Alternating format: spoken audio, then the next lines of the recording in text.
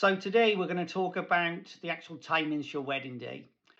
Your wedding day, from my point of view, is a party. The worst thing you want to do on your wedding day is to be stressed, and you do not want to start your day off looking like this. Okay, so number one, the morning of your wedding.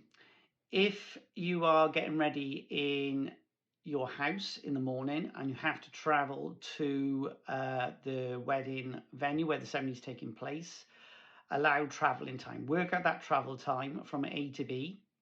And then on the morning of your wedding, double check that on Google Maps to make sure there's no issues with traffic. Then you know if there is traffic, you need to get ready a bit earlier. You can have a chat with your hairdresser and MUAs to say, right, look, there's going to be an issue. We need to be ready earlier. We need to leave at this time. Try and get your wedding dress on at least 30 minutes before your ceremony. If you are traveling from A to B, you need to get your dress on earlier to allow for that travel time. If you'll get ready at the venue, 30 minutes before the ceremony time is perfect. So you can again chat with your MUA and your hairdresser and say, look, I need to be ready this specific time. That gives me 30 minutes to make any alterations, and also gives the photographer time to capture some nice bridal portraits, plus the reveal to mum and dad of you in your wedding dress. That is one of the most beautiful photos of the morning of your wedding. You do not want to rush it. So next is the actual wedding ceremony. So this is a bit of advice to walking down the aisle. Allow a little bit more time. When you got the top of that aisle, stop, breathe, take in everything with your eyes, take a picture with your eyes, look at your beloved at the end of that aisle and just pause, let it sink in. This moment will go very quickly. A church ceremony is around 45 minutes, a civil ceremony around 20 minutes or even shorter. So just stop at top of that aisle, take it all in, and walk slowly and look at everybody, enjoy every moment, because that's the one part of your day you will forget. Okay, so next is the wedding reception. So most venues will probably allow around an hour and a half after the ceremony till you sit down for your wedding meal. Now, I always have a chat with my guests and I've always said to them, look, this is your wedding day, your way. So you allow as much time as you want after you got married until you sit down to give yourself time to say hello to all to your wedding. So let's say again, say hello to all your wedding guests, have a drink, pop to the loo. Trust me, it takes 15 minutes in a wedding dress. Not that I've worn a wedding dress, but in a wedding dress to go to the loo.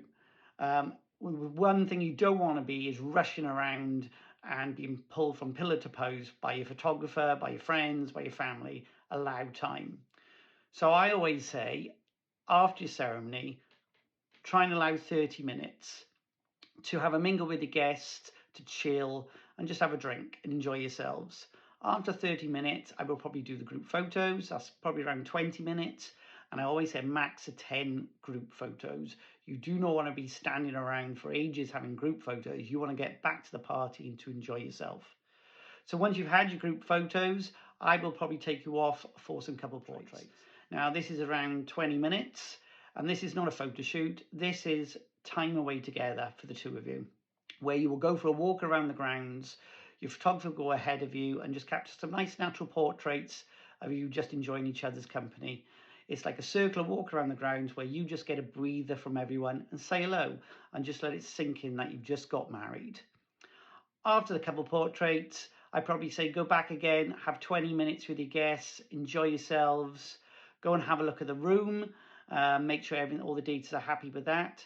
But the main thing is, I probably say 2 hours. 2 hours is a good time after your ceremony till you sit down for your wedding breakfast.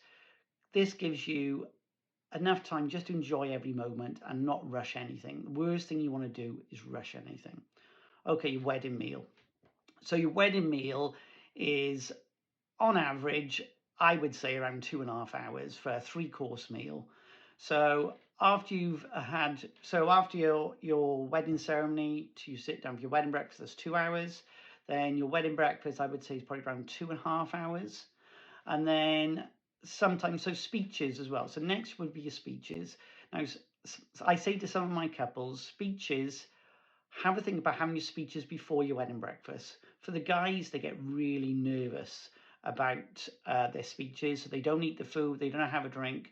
So if your speeches are only going to be like 40 minutes or even shorter, think about having it before your wedding breakfast. This allows the guys to get out of the way with and enjoy their food and have a good drink. If your speeches are after your wedding breakfast, then probably about 45 minutes. It's probably around, people do bet on their wedding day, and all the guests have fun by guessing sort of how long it's be. But from experience, it's around 45 minutes. Then after your wedding breakfast, there's usually an hour turnaround from the wedding breakfast to turn around the room in the evening. So in that hour, I like to take the couple off for an evening couple shoot. Now this could be in the grounds, on different location in the grounds. So this could be just about 20 minutes, or a lot of my couples like to go off location to a beach somewhere for golden hour portraits. Now, you need to work out the driving time from the venue to the location, the time for the shoot and back again. I always advise my couples, if it's a 15-minute drive there, 15-minute shoot, 15-minute back, that's 45 minutes, that's fine. You're not away from your guests too long, and you get back in time for your first dance and the party in the evening. If it's going to be longer, then I probably say, okay, let's stay in the grounds, but we'll go somewhere else for some beautiful portraits. Then you've got your first dance, and then you've got the party into the night. So for a photographer, an average wedding day is 8 to 10 hours, can be longer. If you're planning anything else in the evening, like fireworks or sparklers, you need to talk to your photographer about that. But if you book a good photographer, they will sit down with you and they will go through your timings. They will advise if you need more time in the morning, more time in the evening, or more time in the afternoon. Remember, this is your wedding day. You want to remember every single moment. You want to not be stressed. You want to be chilled. You want to be relaxed. And a good photographer will help you with that. They will sit down with you and work every part of the day and say, trust me, I've got it covered. And if you book a good photographer, you will enjoy every single moment, and half the time not even realize they're there. Because trust us, we've got this. We've got you. We will look after you. We will make sure you will have the best day of your life. Okay, hope that helps. I will be doing a wedding guide that I will be putting out for free soon. So look out for that, and see you soon.